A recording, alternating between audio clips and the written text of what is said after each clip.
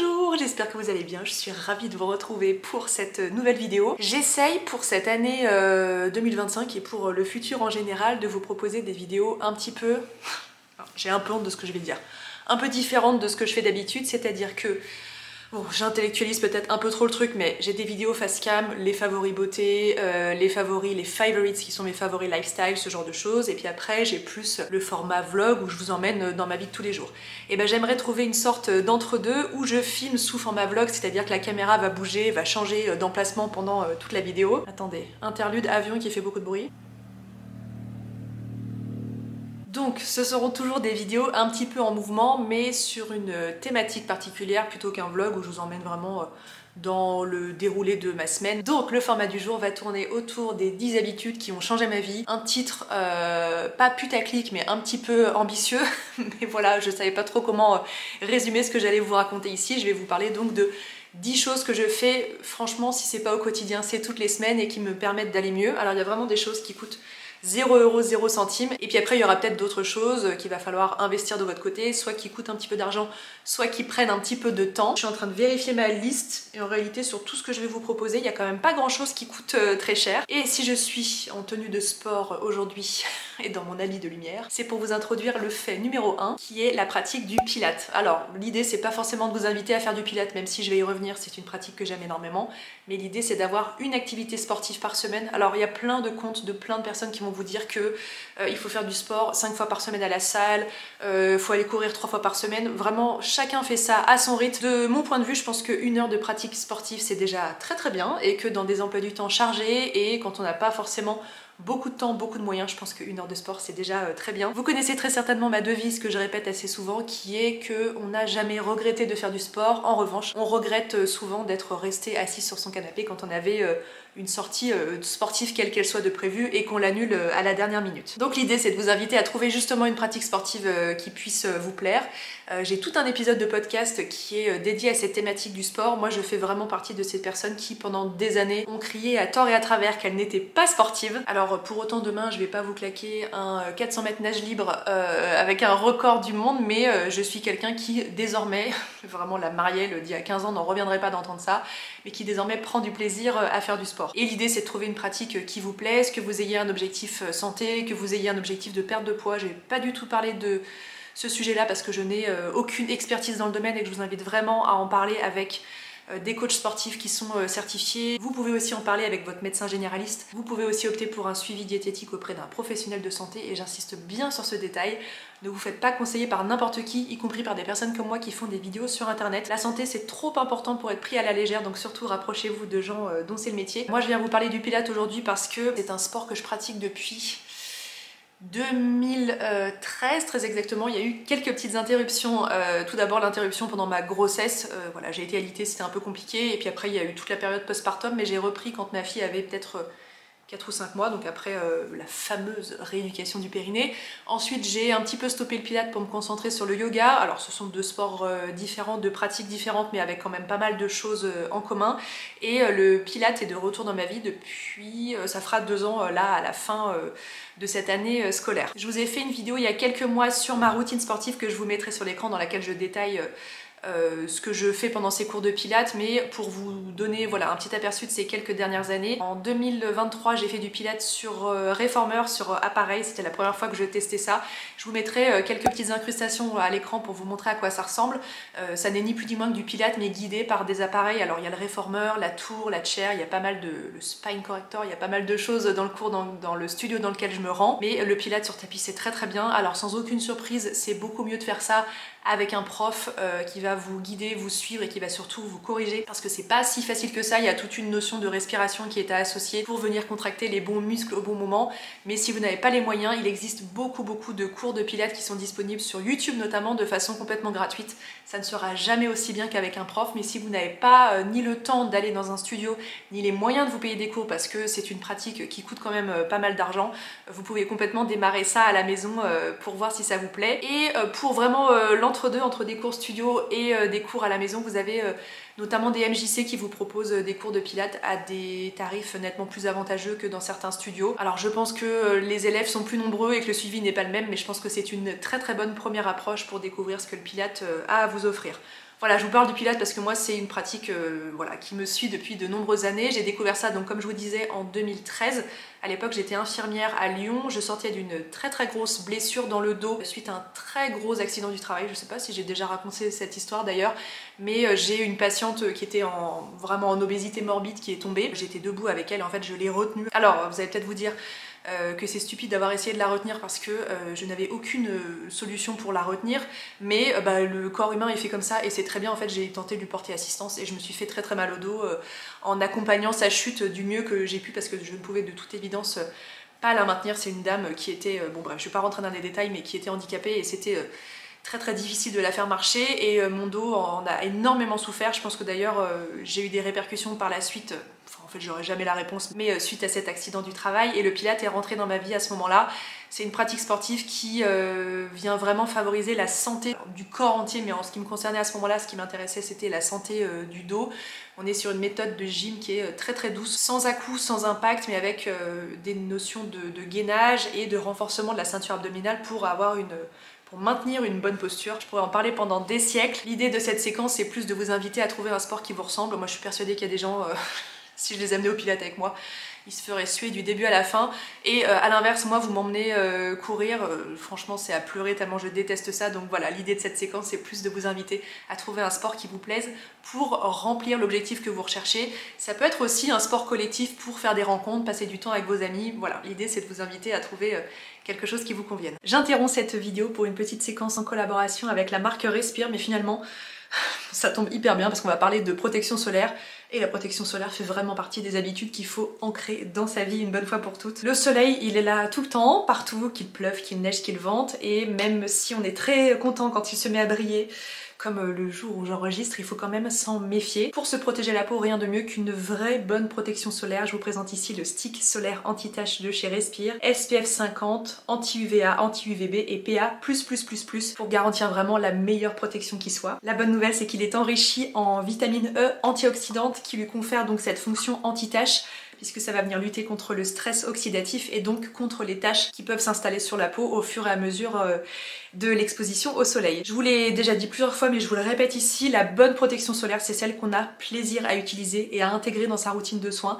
Carton plein pour ce stick qu'on teste depuis... Alors je l'ai reçu en format laboratoire au mois d'octobre, mais on s'en est principalement servi cet hiver au ski avec ma fille. J'adore son format nomade, déjà c'est extrêmement pratique. Ce stick un petit peu large qui permet vraiment de l'appliquer en un clin d'œil. Il est réellement transparent. Voilà, je le passe plusieurs fois pour vous montrer, mais on ne le remarque absolument pas. Avec un sillage parfumé type Monoi qui est ultra addictif. Il est formulé à base de 75% d'ingrédients d'origine naturelle et il est vendu au prix de 13,90 € pour 15 grammes de produit. Nous, ça sera vraiment notre allié pour l'été, mais ça l'est déjà depuis quelques mois. Trop pratique ce format stick pour en mettre facilement sur le visage dans tous les petits recoins et pour s'en appliquer rapidement. Il va être dans le sac de plage, dans le sac de rando. Et si vous voulez tester ce stick ou refaire vos stocks de produits chez Respire, parce que mon code est valable sur l'intégralité de l'e-shop, j'ai le plaisir de vous proposer le code Neroli15, je vous écris tout sur l'écran, qui vous offre donc 15% de réduction sur l'intégralité du site Respire. Le code est valable une semaine à partir de la diffusion de cette vidéo. Je sais que c'est un code que vous me demandez très souvent, donc profitez-en bien si vous aviez des emplettes à faire chez Respire. Je vous retrouve dans un univers très studieux pour vous parler de mon conseil numéro 2, qui est un conseil d'organisation. Ce conseil, c'est que quand on se met sur une tâche bien particulière qui demande des facultés, de la concentration bien particulière, autant y rester et faire tout ce qu'on a à faire dans cette tâche en question. Je vous donne un exemple en ce qui concerne mon métier. Je suis amenée à faire plein de choses très différentes, mais c'est valable pour tant d'autres métiers. Je vous donne quelques exemples en ce qui me concerne parce que ça sera le plus parlant. J'ai des vidéos à tourner, j'ai des photos à prendre, j'ai de la retouche photo, du montage vidéo, de la rédaction d'articles sur mon blog, j'ai des mails auxquels il faut que je réponde, de la facturation, voilà. Tant de tâches qui m'incombent chaque semaine. Si je me souviens bien de mes cours d'économie quand j'étais au lycée, j'ai fait une filière économie et sociale, on parlait beaucoup du taylorisme. Le taylorisme, c'est l'idée, alors je vais pas vous reparler de tout le concept parce que d'ailleurs, qui suis-je pour en parler? J'ai vraiment pas assez de connaissances pour pouvoir vous parler de ça précisément et avec les bons termes, mais l'idée du taylorisme, c'est vraiment de se mettre sur une tâche. Alors je crois que on parlait plutôt d'ouvriers sur des trucs à la chaîne et tout, donc je suis pas du tout sur le la même optique de travail, mais l'idée c'est qu'en fait quand on a développé sa concentration et son implication dans une forme de travail quelle qu'elle soit, autant y rester et faire tout ce qu'on a à faire dans cette forme de travail. Je vous donne un exemple. Aujourd'hui, je suis en train de travailler sur des articles pour mon blog et en fait jusqu'à présent, c'est franchement ces 10 dernières années en ce qui concerne mon travail, ma présence sur les réseaux sociaux, j'avais tendance à démarrer une tâche et avoir très envie qu'elle se finisse parce que c'est très satisfaisant et je pense que c'est une sorte de forme de dopamine dans le cerveau de démarrer quelque chose et d'arriver au bout du projet. Ça apporte un grand sentiment de satisfaction et je pense que si je le vis, vous le vivez également vous aussi. Mais en fait, quand je me mets sur de la rédaction, c'est-à-dire quand j'aiguise mon cerveau à écrire des mots, trouver la bonne syntaxe, ne pas faire de fautes d'orthographe, etc., autant que je profite de ce boost de concentration pour faire tout ce qui incombe à ce travail-là. Je vous donne l'exemple des articles de blog. Je vous avoue que je ne sais pas vraiment quand sortira cette vidéo, mais comme ça je peux vous en parler. Je parle de sujets très différents sur les 4 articles que je suis en train d'écrire. Alors, à nouveau, je les écris pas les 4 en même temps parce que ça serait vraiment un gros souci et je m'éparpillerais dans tous les sens, mais ça reste de la rédaction. Le premier article que je vais sortir, c'est mon article sur ma playlist du printemps 2025, c'est un article que je fais à chaque changement de saison pour parler des chansons que j'écoute, des titres qui rythment ma journée, donc ça c'est de loin l'article qui me prend le moins de temps à réaliser. Deuxième article sur lequel je travaille, une sélection mode avec des inspirations printemps-été 2025 autour de 3 enseignes mode que j'aime beaucoup. Donc là je suis sur de la sélection shopping, j'avais mis de côté dans des pages de favoris sur des sites de vente en ligne pour retrouver les références en question.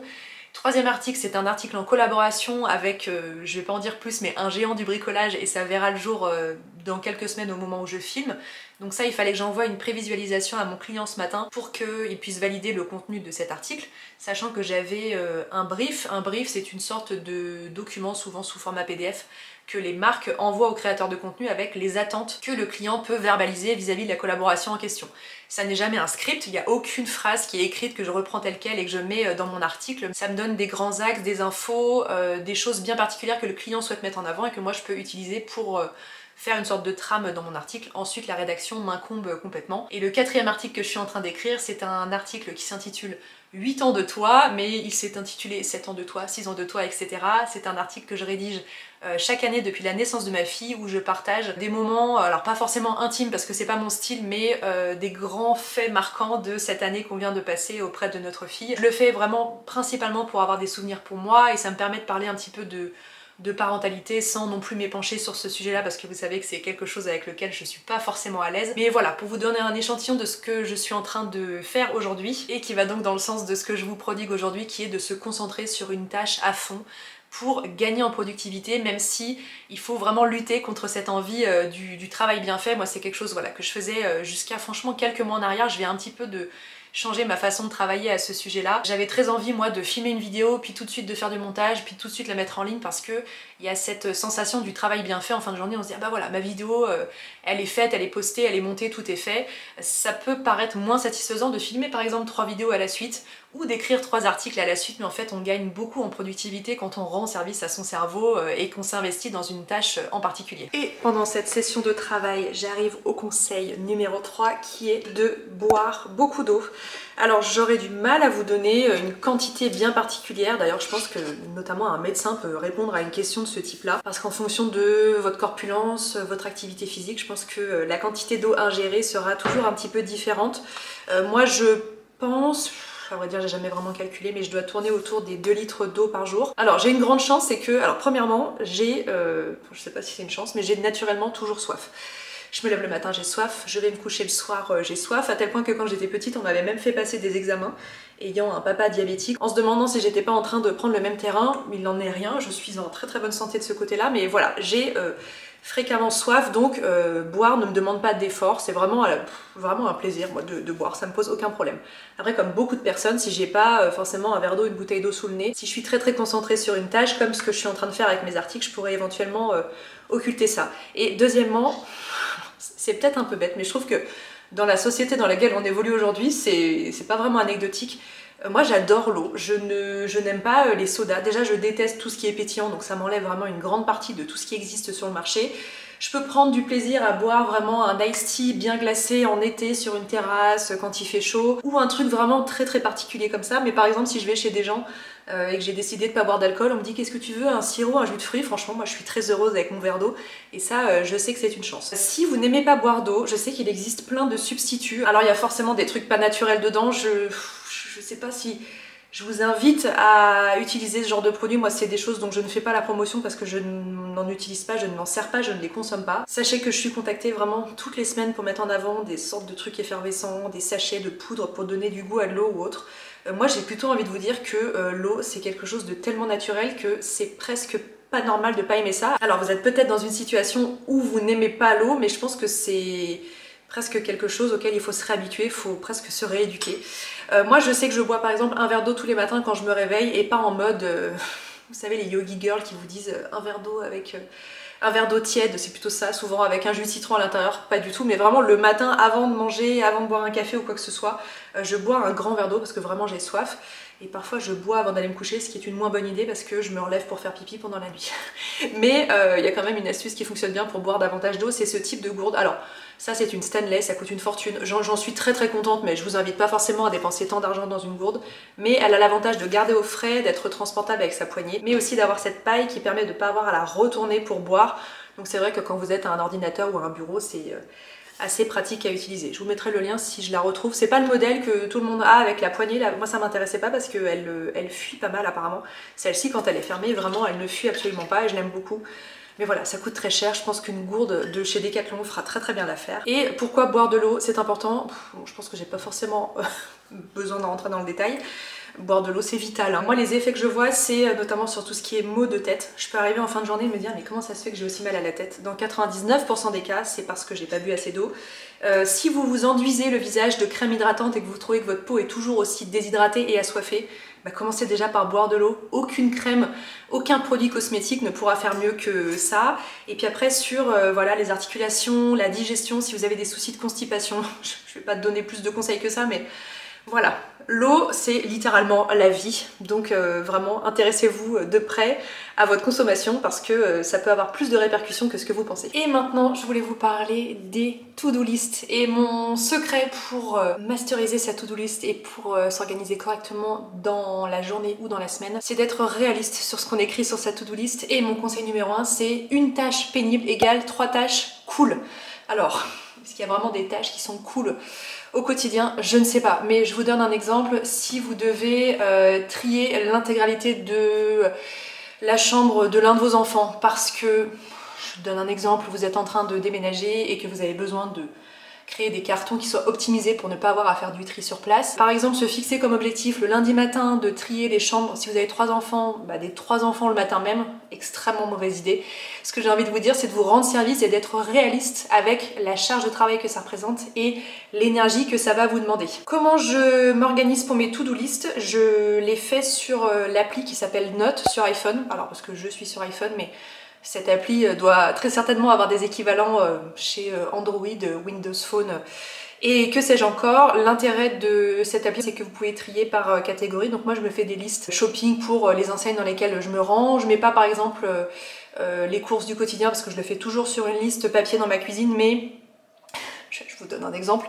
Moi j'ai une liste pour Ikea, pour Picard, pour Sauce Train-Grain, pour Decathlon, ce genre de magasins dans lesquels je me rends pas très souvent. Et quand je m'y rends, je suis contente de me souvenir de ce que je dois acheter pour pas créer d'oubli et pour pas avoir à y retourner la semaine suivante parce que voilà, ce sont pas des enseignes dans lesquelles je me rends très régulièrement. Et ensuite j'ai vraiment une liste qui s'appelle vraiment To-Do List sur mon téléphone que je constitue en fin de semaine. Très souvent ça sera le dimanche après-midi ou dans la soirée du dimanche ou alors le lundi matin et je mets tout ce que je dois faire dans la semaine. Et donc je liste vraiment toutes les tâches qui m'incombent cette semaine-là. Ça peut être d'aller à la déchetterie, de passer chez Emmaüs poser des sacs parce que j'ai fait du tri, passer chez la couturière parce que j'ai une retouche soit à poser soit à récupérer, une inscription pour un stage d'activité pour ma fille, voilà, toutes ces choses qui sont plus ou moins urgentes mais qui en tout cas doivent être faites dans la semaine. Et ensuite je répartis ces tâches dans la semaine en étant très réaliste, très objectif sur la façon dont ma semaine va se dérouler. Si je sais par exemple que j'ai une journée qui va être vraiment full travail, où j'aurai pas vraiment le temps de faire ce genre de choses, bah, je vais pas mettre grand chose dedans. Face au to-do list, il y a un peu deux cas de figure et deux personnalités qui se détachent. Il y a une personnalité qui va être démotivée face à la montagne de choses à réaliser. Vous êtes très certainement nombreux à en faire partie. Ça s'appelle la procrastination, c'est le fait de toujours remettre les choses au lendemain. C'est pas grave, j'allais dire ça se soigne, ça n'est pas une maladie, mais je vous promets qu'on peut en sortir. Moi j'ai des amis qui étaient vraiment dans un fonctionnement comme ça et qui aujourd'hui ont une façon de vivre qui est complètement différente. Ça fera notamment l'objet d'une très grande partie dans mon futur livre qui sortira début 2026, qui sera vraiment un guide pratique sur l'organisation, et je reviendrai sur toutes mes méthodes d'organisation. Je vais pas toutes vous les donner dans cette vidéo parce que 1, ça serait très long, et 2, est-ce que vous allez avoir envie d'acheter ce livre si je vous raconte tout ici. Et l'autre cas de figure, c'est plus mon trait de personnalité à moi. Moi, le lundi matin, j'ai très envie de faire tout pour être débarrassée, pour aller vite, parce que je trouve que le sentiment du travail bien fait est très satisfaisant et crée à nouveau cette question de dopamine dans le cerveau. Mais bah, en fait, on n'a objectivement jamais l'énergie qu'on imagine au moment où on écrit les tâches en question. Donc, répartir la charge de travail et surtout être réaliste sur l'implication, l'énergie que ça va nous demander.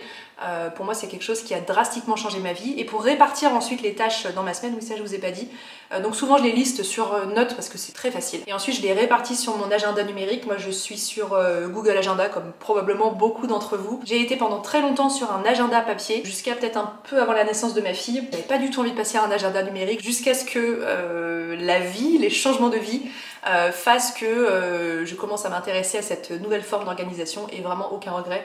Pour moi et pour nous, pour le foyer, ça se passe beaucoup mieux. Et donc il y a une catégorie qui s'appelle tâches, tout simplement, sur Google Agenda, et vous pouvez répartir en fait votre liste de choses à faire pendant la semaine en fonction de votre charge de travail, en fonction de votre énergie, sachant que à nouveau, c'est pas surprenant, mais je vous le dis quand même, le lundi on est plein de bonnes intentions, et puis l'énergie décline quand même un petit peu au fil de la semaine. Et puis ça me concerne moi, mais ça vous concerne très certainement vous aussi. Il y a plein d'aléas qui peuvent vous arriver pendant cette semaine.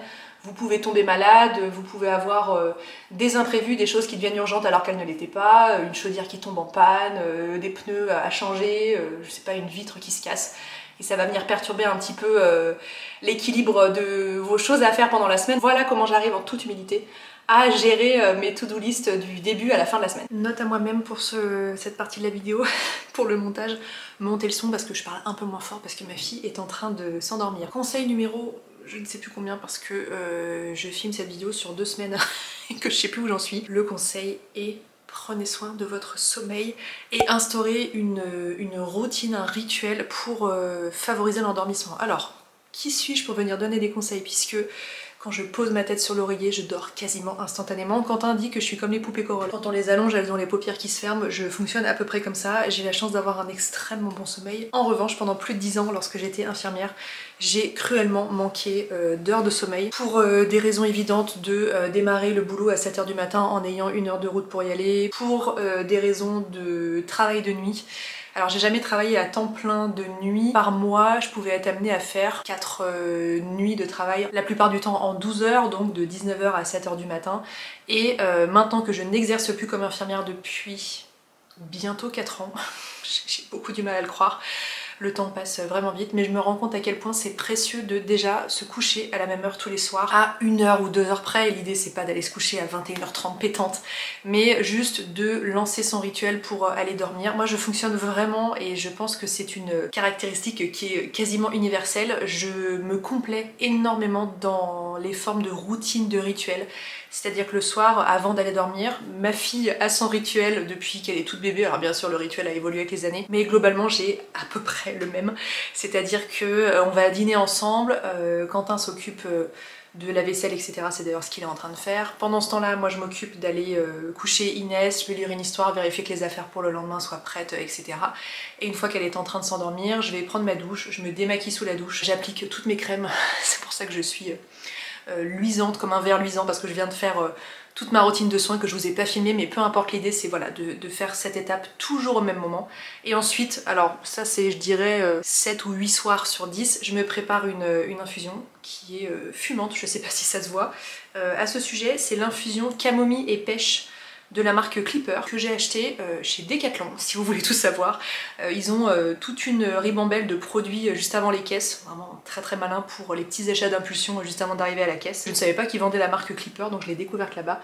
Et elle est vraiment très très bonne. Et pour tout vous dire, là il est 20h31 au moment où je vous parle, donc je ne vais pas dormir dans 5 minutes, mais à partir de 20h30, 21h, 21h30, je commence à ralentir le rythme. Très souvent je me mets au lit parce qu'en fait je suis bien, ou alors on se met devant la télé si on a un programme qu'on aime avec Quentin, mais voilà, je vais commencer à ralentir un petit peu le rythme, à me mettre dans une position confortable. Très important aussi d'avoir un univers de sommeil qui soit propice à l'endormissement. Alors ça va être très personnel, mais si vous n'avez pas forcément les moyens, parce que ça coûte une fortune de racheter un matelas, un sommier, etc., peut-être un surmatelas, ça peut être une bonne première couche de confort avant de s'allonger, de très bons oreillers, pareil, c'est vraiment pas donné. Et le choix de l'oreiller, c'est très personnel. Moi j'aime qu'il soit pas trop gonflé et un petit peu malléable, mais il y a des gens qui vont aimer des oreillers plus plats ou plus fermes, parce que voilà, ils dorment sur le dos ou sur le côté, etc. Donc ça c'est quelque chose d'assez personnel. Et puis après, du bon linge de lit. Alors, plus vous dépensez de l'argent là-dedans, meilleure sera la qualité, parce qu'une très belle percale de coton, malheureusement ça ne coûte pas 50 €. Moi ça a été une de mes grandes désillusions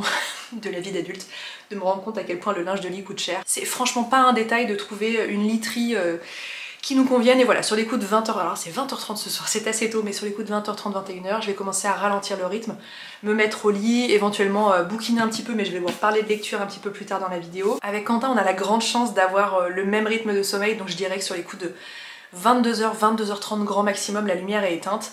Et le lendemain matin, hors événement exceptionnel, c'est-à-dire si je dois me rendre à Paris ou autre, on est tous réveillés sur les coups de 7h30 parce qu'on a la chance d'être juste à côté de l'école de notre fille, et donc voilà, on n'a pas besoin de se lever très tôt. Je vous garantis que je mesure la chance que c'est d'avoir ce rythme de sommeil qui est équivalent. Alors je peux sortir un soir avec une copine, me coucher sur les coups de minuit, si vous suivez mes vlogs ce sont des choses qui arrivent pas fréquemment mais régulièrement quand même, mais j'ai cette base voilà, de rituel de sommeil qui est vraiment très très constante le reste de l'année, et je ne peux vous expliquer à quel point les bénéfices sur la vie en règle générale sont importants avec ce rituel de sommeil, et surtout le fait de se coucher toujours à la même heure, d'avoir à peu près 8h, 8h30, parfois 9h de sommeil au compteur, mais ça je sais que tout le monde ne peut pas se le permettre. Vraiment, quand j'étais infirmière, dormir 8 ou 9 heures c'était un rêve absolu, mais maintenant que je vis ça et que j'ai tant manqué de sommeil pendant tant d'années, je vous garantis que je vois vraiment la différence.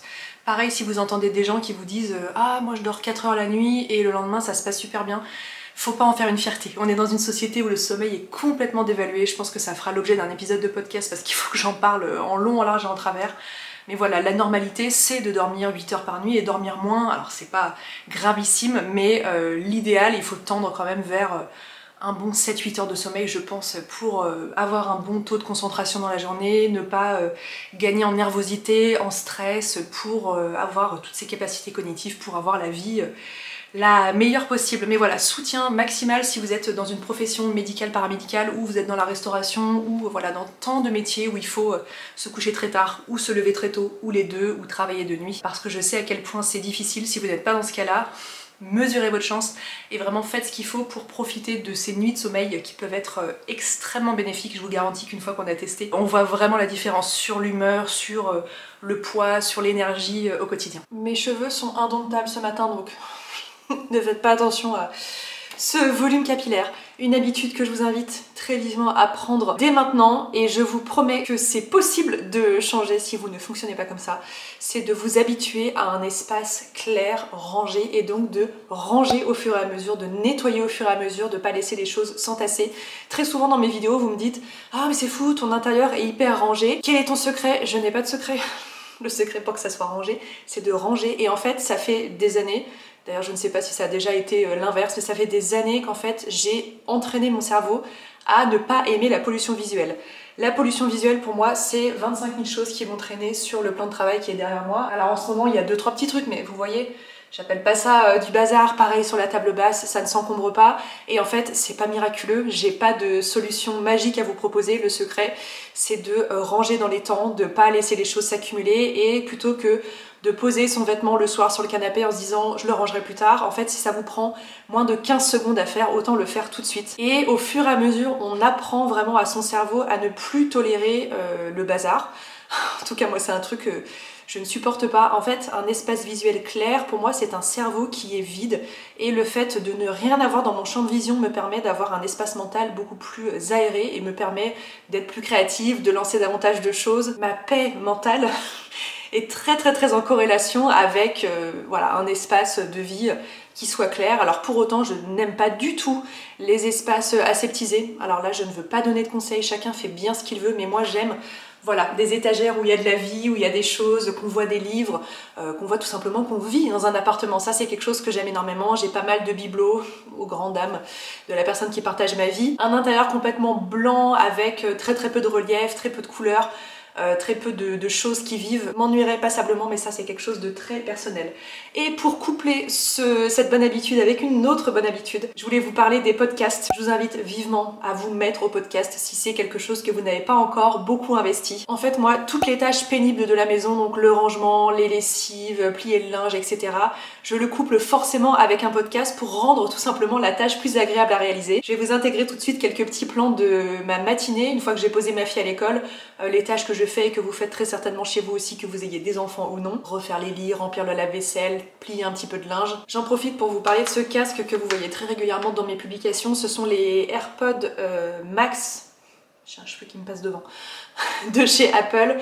Ça coûte une fortune, c'est pas un casque que je vous recommande. Alors j'en suis très contente parce que très bonne qualité de son, il y a un mode pour isoler du bruit qui est très efficace. Il est objectivement très joli mais il pèse très lourd, il coûte une fortune. Je suis persuadée qu'on peut trouver tout aussi bien, si c'est pas mieux, pour moins cher. Donc c'est pas forcément un achat que je vous conseille. En parlant des podcasts, ça serait compliqué de vous en proposer que 3, mais je vais quand même le faire dans cette vidéo. Sachant que si vous voulez connaître tous mes podcasts préférés, j'ai un article sur mon blog que je vous mettrai sous la vidéo. Et dans un domaine un peu plus spécifique qui ne plaira pas à tout le monde, si vous aimez les histoires de faits divers, de crimes, etc., j'ai un article sur mon blog qui reprend peut-être 7 ou 8 de mes podcasts True Crime préférés, sachant que je pense que je les ai tous écoutés, donc je peux presque me positionner comme experte à ce sujet-là. Mais si vous n'avez jamais écouté de podcast de votre vie, je vous en conseille vraiment 3. Le premier, c'est Contre-soirée d'Anna RVR. Anna, vous la connaissez très certainement, c'est une youtubeuse qui sévit sur YouTube depuis, je pense, plus de 10 ans. Avec Anna, on doit avoir 10 ans de différence, si c'est pas plus. Non, c'est pas plus, parce qu'elle vient de fêter ses 28 ans, et que je vais bientôt fêter mes 37, donc on a moins de 10 ans d'écart. J'aurais adoré avoir son âge et pouvoir écouter un podcast comme ça. Du coup, je me reconnais moins dans ce qu'elle dit parce qu'on a deux vies qui sont très différentes, mais j'adore son podcast. C'est comme écouter ma petite sœur qui me raconte sa vie. C'est juste génial et c'est un podcast qui est très accessible. Ensuite, je vous conseille Small Talk, qui est un podcast de Combini, animé par David Castello-Lopez, où il interviewe des personnes célèbres de plein de milieux différents en posant des questions complètement décalées. Donc ça c'est vraiment pareil, un podcast qui est très accessible et qui change beaucoup des formats d'interview qu'on connaît déjà. Et le dernier, c'est très difficile de faire un choix, donc je vous en donne vraiment 3 qui sont très grand public. C'est Code Source, c'est un podcast animé par les équipes du Parisien. C'est un podcast d'actualité qui reprend les grands titres de l'actualité française ou internationale d'ailleurs, mais j'ai vraiment l'impression que c'est davantage de l'actualité française. Les épisodes durent entre 15 et 20 minutes, ça peut vous permettre d'avoir un aperçu global, rapide et bien fait de ce qui se passe dans notre pays. Voilà, c'est dur de résumer à 3, donc je vous renvoie vers mes articles de blog si vous voulez en savoir davantage. Une des meilleures habitudes que j'ai pu prendre ces dernières années, c'est d'investir du temps dans les loisirs créatifs. Alors, il existe une foultitude de loisirs créatifs, plus ou moins accessibles vraiment selon les personnes, parce que il y a des gens, vous leur mettez une palette d'aquarelle entre les mains, ils vous font un Vermeer en 10 secondes, et puis il y a d'autres personnes qui vont mettre plus de temps à apprendre le point de croix, la broderie, etc.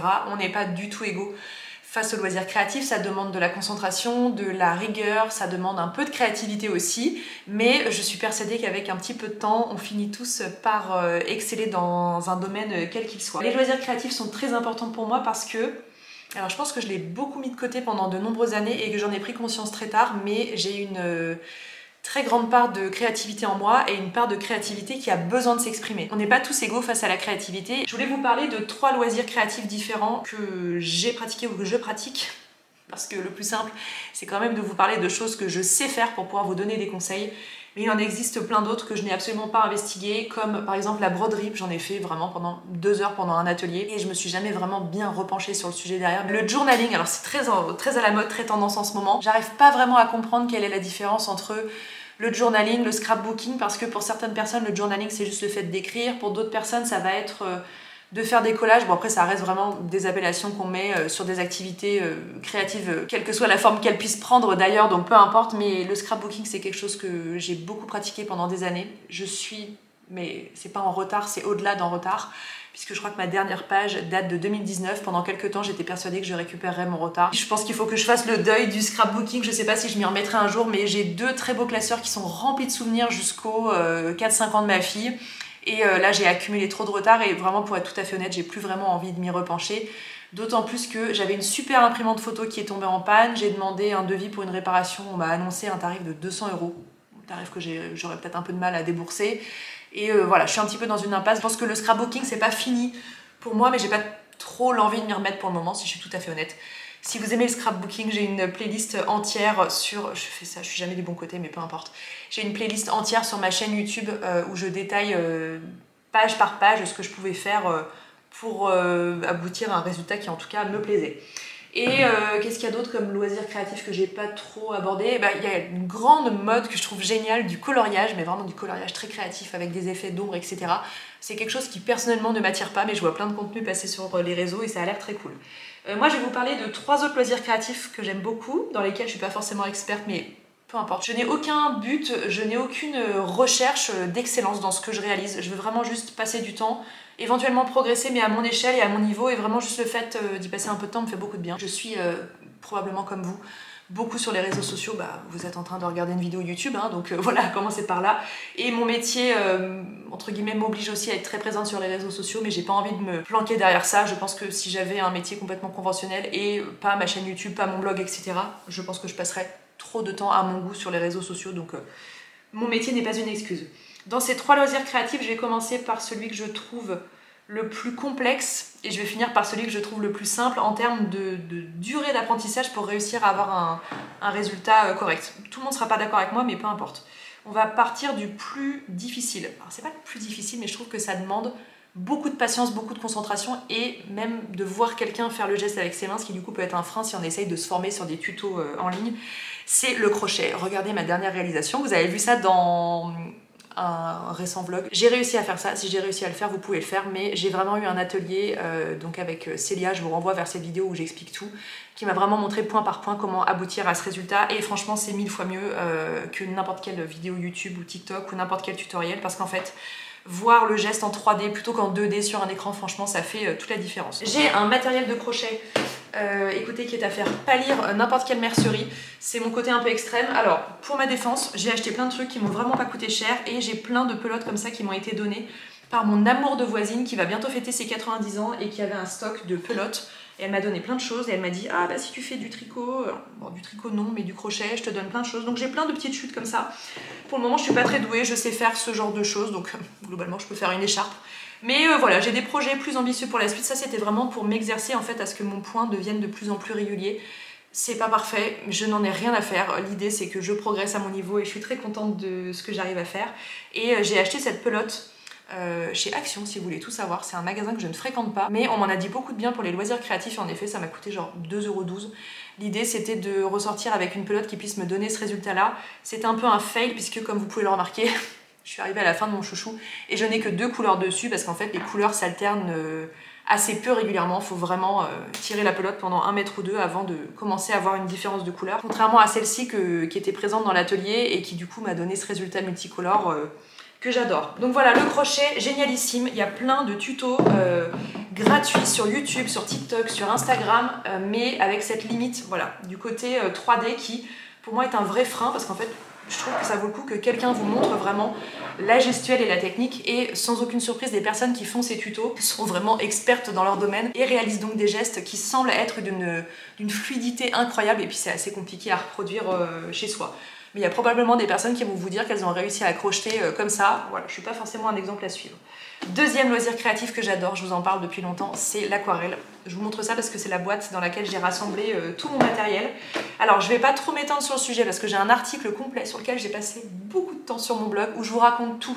Comment se mettre à l'aquarelle, qu'est-ce qu'il faut regarder comme tuto, quel matériel acheter, je vous ai mis plein de références, plein de vidéos, plein de contenus à aller consulter, et puis qu'est-ce que je conseille à mon humble niveau comme matériel. Il y a vraiment des choses qui coûtent pas cher, et puis des choses dans lesquelles ça vaut le coup tout de suite d'investir un petit peu d'argent si on veut avoir des choses de qualité. Et je vous montre tout de suite quelques exemples de réalisation. Dans cet article notamment, je vous invite à vous acheter un carnet d'aquarelle plutôt que des feuilles volantes parce que comme ça vous voyez votre progression. Moi j'ai fait plein de choses, j'ai une passion pour les petites maisons comme ça. Alors là le choix des couleurs est complètement raté, mais c'est moi en fait qui dessine les... Je prends autant de plaisir à faire le croquis qu'à faire... le coloriage derrière, voilà. Ça ce sont des petits modèles alors que j'ai pioché des inspirations dans des livres que je pouvais avoir. Voilà, j'avais fait aussi une petite roulotte de glacier comme ça. Qu'est-ce que j'ai d'autre à vous montrer? Ça c'est une sorte de... comment dire, une nature morte quand on était à Brighton avec Morgane. Je prends autant de plaisir à colorier qu'à faire le dessin. Cette citrouille est complètement ratée mais peu importe, ça fait progresser et j'écris la date à chaque fois de mes réalisations en dessous pour savoir où j'en suis et pour voir mes progrès, voilà. Et puis là, je me suis arrêtée sur ce croquis de maison que je n'ai pas fini et qu'il faut que je colorie. Voilà, l'aquarelle, vraiment une grande passion en ce qui me concerne. Je trouve que c'est très délassant et ça a ce côté où vous pouvez y rester 4 heures. Vous avez l'impression que ça a duré 20 minutes, ça vous déconnecte complètement. Si vous avez des enfants et que vous avez du mal à leur faire des activités créatives, faites-en avec eux, à leur côté. Parfois le week-end, moi je sors ma palette d'aquarelle, mon cahier, etc. Et ma fille fait autre chose, mais en fait, de faire ça en famille avec ses enfants, c'est très délassant et très enrichissant. Et je vais finir par le dernier loisir créatif en date, mais qui pour le coup est extrêmement accessible. C'est, comment appeler ça? Le canevas? Le point de croix? C'est pas du point de croix, je pense qu'on peut appeler ça du canevas. C'est mon amie Caroline qui m'a offert ce canevas de la marque La Cour des Miracles. Alors là je suis un petit peu à la bourre parce que voilà, j'ai un livre à écrire, donc en ce moment le temps libre c'est pas trop ça, ça ira mieux dans quelques semaines, mais j'ai mis ça un petit peu de côté. Le canevas, ça revient à la mode, vous avez dû faire ça quand vous y étiez petit. J'aime énormément ce que propose cette marque, La Cour des Miracles, et donc vous recevez, alors la pochette je crois que c'est la mienne, mais vous recevez tout un kit en fait avec les petits... je sais pas comment ça s'appelle, mais voilà, vous recevez toutes vos couleurs comme ça, vous recevez bien sûr une aiguille, et vous avez tout un guide papier qui est très bien fait, qui peut vous permettre également d'accéder à des tutos sur YouTube pour mieux comprendre le point, comment le réaliser. Ça c'est d'une simplicité biblique, vraiment tout le monde peut s'y mettre, c'est très accessible, c'est très délassant et après bah, qu'est-ce qu'on en fait? On le met dans un cadre, voilà, donc moi pour le moment j'ai fait toutes les lettres en bleu. J'ai commencé le rouge, voilà, on le fait couleur par couleur bien sûr, et puis il me restera le jaune, le vert foncé. Je trouve le rendu très sympa, et alors ça, vous faites ça devant la télé, ça ne demande pas de concentration. Ça c'est de loin, parmi tous les loisirs créatifs que j'ai pu faire, c'est de loin celui qui est le plus accessible pour les grands novices. Il y a des personnes parmi vous, et il n'y a aucun mal à ça, qui ont peut-être justement du mal à se lancer dans quelque chose de trop challengeant parce que la période d'apprentissage elle est très longue et puis ça peut être un peu ingrat. Vraiment le canevas c'est une prise en main d'une rapidité défiant toute concurrence.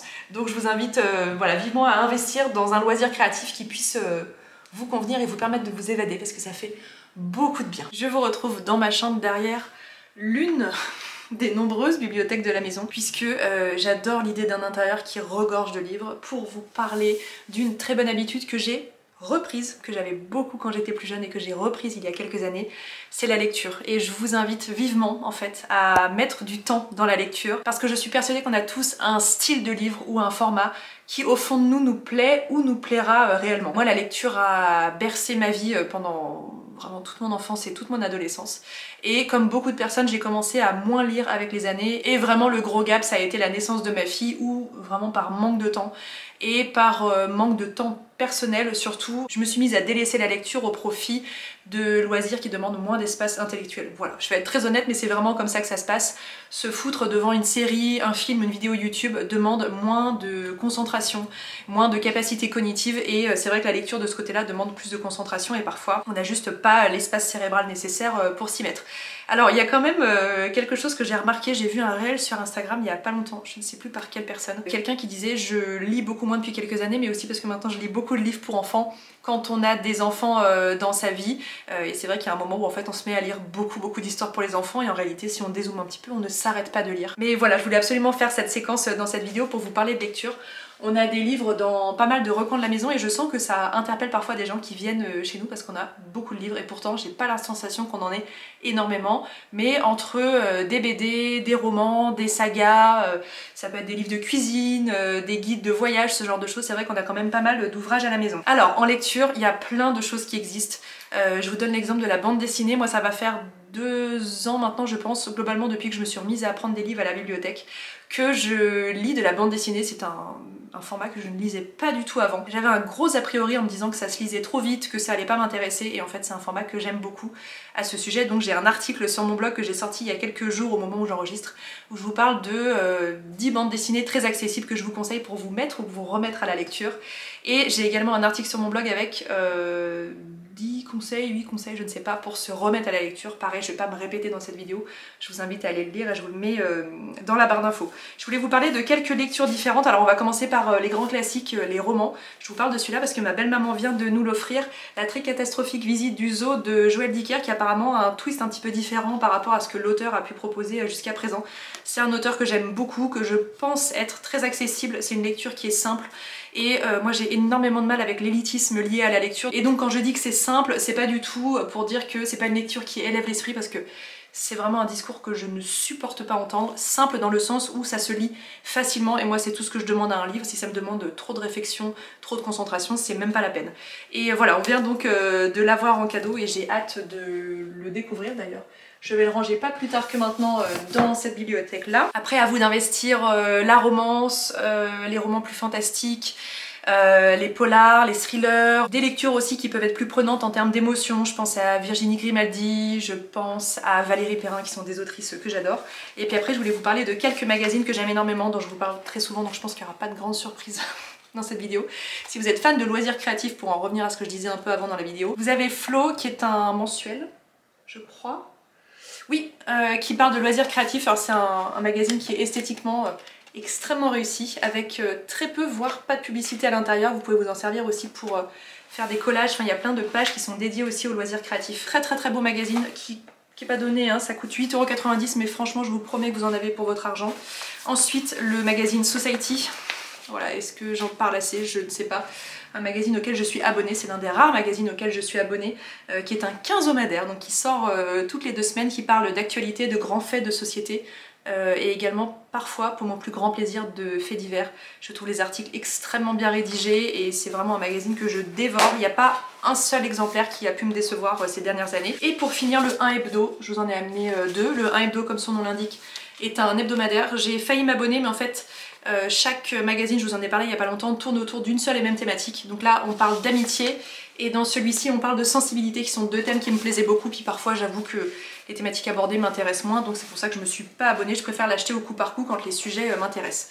Voilà, la lecture c'est pas que les livres, c'était ce que je voulais transmettre à travers cette séquence de la vidéo. Il y a aussi beaucoup de magazines très intéressants, je vous en cite que quelques-uns, il en existe bien sûr d'autres. Mais si la lecture ne fait pas ou plus partie de votre vie, je pense que c'est quelque chose qui peut être intéressant d'aller creuser pour vous permettre soit de vous enrichir culturellement, soit de vous évader, soit voilà, pour tester de nouvelles choses. Et la dernière très bonne habitude que j'ai franchement depuis longtemps, mais que j'essaye de pousser un petit peu depuis ces 4 dernières années où je suis à mon compte, c'est de marcher. Marcher un maximum, marcher sans but parfois, même si j'avoue que dans mon quotidien c'est pas toujours évident, puis ça me demande toujours un petit peu un effort, parce que j'ai toujours, comme beaucoup de personnes, plein de choses à faire chez moi et je prends pas toujours le temps d'aller prendre l'air. En fait, pour être tout à fait honnête, je pourrais monter dans ma voiture le matin et faire tout ce que j'ai à faire, mes différentes courses, les rendez-vous administratifs, voilà, toutes les tâches que j'ai à accomplir au quotidien. Mais régulièrement je me force, avec de gros guillemets, à sortir de chez moi et à faire les choses à pied. Ça prend plus de temps, mais ça me permet d'écouter un podcast. J'ai juste du coup à vous renvoyer vers la séquence un peu plus tôt dans cette vidéo pour que vous sachiez ce que j'écoute en ce moment. Ça me permet de prendre l'air, de faire un petit peu d'activité physique. Et donc ma tâche du jour, c'est d'aller déposer des chèques à la banque. J'en ai pour, je pense, un quart d'heure aller, un quart d'heure retour, donc c'est pas le bout de la terre. Ça va me faire du bien de prendre l'air. Et voilà qui conclut cette vidéo. Je ne sais pas si elle vous a plu, en tout cas moi j'ai pris beaucoup de plaisir à la filmer. Je pense que c'est vraiment l'essentiel, et quand on prend plaisir à faire quelque chose, je pense que ça se ressent de l'autre côté de la caméra. Donc n'hésitez pas, si vous avez envie, voilà, de mettre un petit like, me laisser un commentaire aussi. Je vous lis tous les dimanches avec un immense plaisir, et je réponds aussi aux personnes qui ont des questions, parce que je sais que parfois j'oublie d'aborder des choses dans la vidéo. Et je vous mets... j'ai pas mal de trucs à vous mettre dans la barre d'infos, j'ai pas commencé le montage, mais tout ce dont je vous ai parlé normalement, si j'ai bien fait mon travail, sera dans la barre d'infos. Si ça n'est pas le cas, vous n'hésitez pas à me laisser un commentaire et je vous répondrai avec plaisir, voire j'irai compléter la barre d'infos si j'ai oublié des choses. Voilà, merci beaucoup de m'avoir suivi aujourd'hui. Je vous embrasse et je vous dis à la semaine prochaine pour une nouvelle vidéo.